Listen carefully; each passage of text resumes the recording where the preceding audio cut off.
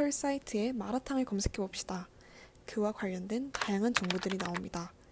최신 트렌드를 잘 반영해주는 유튜브, 인스타그램, 페이스북 등을 검색해보면 각종 SNS에서 마라탕을 비롯한 중식의 인기는 핫해지고 있음을 알 수 있습니다. 때는 말이야 중식, 짜장면, 짬뽕, 탕수육 그게 다였어. 지금처럼 마라탕, 마라샹궈 이런 거 생각도 못했다 이 말이야. 최근 몇 년 사이에 한국인들의 입맛, 유행뿐만 아니라 한국의 외식 사업까지 한국을 마라맛으로 물들이고 있는 중식에 대해 알아봅시다. 알고 먹으면 더 맛있는 중식, 차이나북튜브. 이번 시간은 윤덕노 작가의 음식으로 읽는 중국사입니다. 안녕하세요 여러분. 여러분들께 음식으로 읽는 중국사를 소개해드릴 수원외고 중국어과 박서영입니다.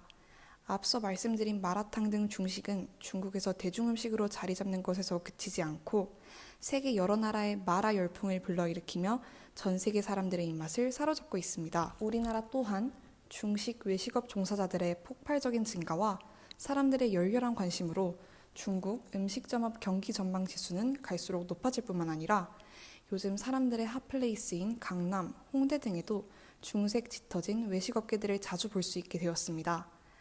알싸한 매운맛과 중독성 있는 향으로 우리를 단숨에 사로잡은 중식.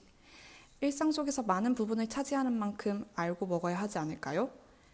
앞서 언급한 마라탕과 이 책에서 나온 흥미로운 중식에 관한 내용을 같이 한번 살펴봅시다.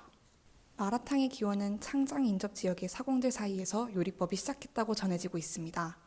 사공들이 배를 젓다가 힘이 들면 강변에서 불을 피우고 양동이에 물을 받아 각종 야채를 넣어 끓여 먹기를 즐기던 음식에서 유래되었다고 합니다. 만약 챙겨온 야채가 없을 시에는 주변의 야채들을 직접 채취하고 고추, 화지아오 등을 함께 넣어 끓여 먹었다고 합니다. 이 음식을 맛본 사람들은 너무 맛있어서 말로 표현할 수가 없었다고 하네요. 이것이 바로 마라탕의 기원입니다. 이후 점점 강변으로부터 도시로, 길거리 음식으로부터 식당 메뉴로 지금까지 마라탕은 발전했다고 합니다. 간편하고 자신이 먹고 싶은 것을 먹을 수 있기 때문에 마라탕은 현재 중국에서 대중음식으로 자리 잡게 되었습니다. 이 책 속에 실린 흥미로운 중식에 얽힌 일화 한 가지만 스포해드리도록 하죠. 바로 12세기 송나라의 여름은 빙수 천국이라는 내용입니다. 중국의 여름은 덥습니다. 지금도 덥듯 과거 중국의 어느 지역 사람들은 더운 찜통과도 같은 날씨 속에서 살았을지도 모릅니다. 과거 중국에서는 어쩌면 나름 냉방장치를 갖춘 곳에서 빙수와 아이스크림을 먹으며 21세기에 우리 못지않게 피서의 방법을 득도한 사람이 몇 있을지도 모릅니다. 수양제는 여름이면 물 100잔을 마셔도 갈증이 그치지 않았다고 합니다. 의사는 황제 마음이 뜨거워 갈증이 멈추지 않는 것이니 얼음을 곁에 두고 지내라고 권했습니다. 그때를 시작으로 중국에는 여름에 얼음을 이용한 많은 빙과류들이 등장했습니다. 하지만 옛날 빙과류라고 해서 단순히 겨울에 저장했던 얼음을 여름에 꺼내어 먹는 수준이 아니었습니다. 11세기부터 12세기 여러 시인이 남긴 노래나 문헌 그리고 역사서를 살펴보면 별별 종류의 빙수와 빙과류가 나옵니다.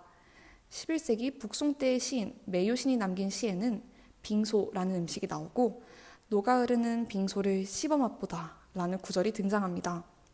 빙은 얼음, 소는 지금의 연유 혹은 요구르트와 비슷한 유제품입니다. 빙소와 더불어서 꿀로 버무린 팥소를 얼음과 함께 먹는다는 뜻인 밀사빙이라 불리우는 팥빙수도 존재했다 합니다. 저는 개인적으로 이 책을 읽고 저의 허점이 찔린 듯한 느낌을 받았습니다. 과연 우리는 역사를 공부할 때 음식사에 대해 주의를 기울이고 보았는지, 우리에게 많은 것을 알려줄 수 있는 음식사에 대해 간과한 것은 아닌지, 지난 저의 역사 탐구 방식에 대한 회의와 되돌아볼 수 있는 시간을 가질 수 있었습니다.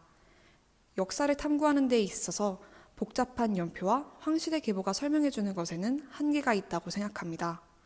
하지만 당대 사람들의 옆에서 매일같이 공존했던 식문화나 식습관은 정직하고 그 당시의 시대상과 진면모를 볼 수 있는 중요한 사료라고 생각합니다.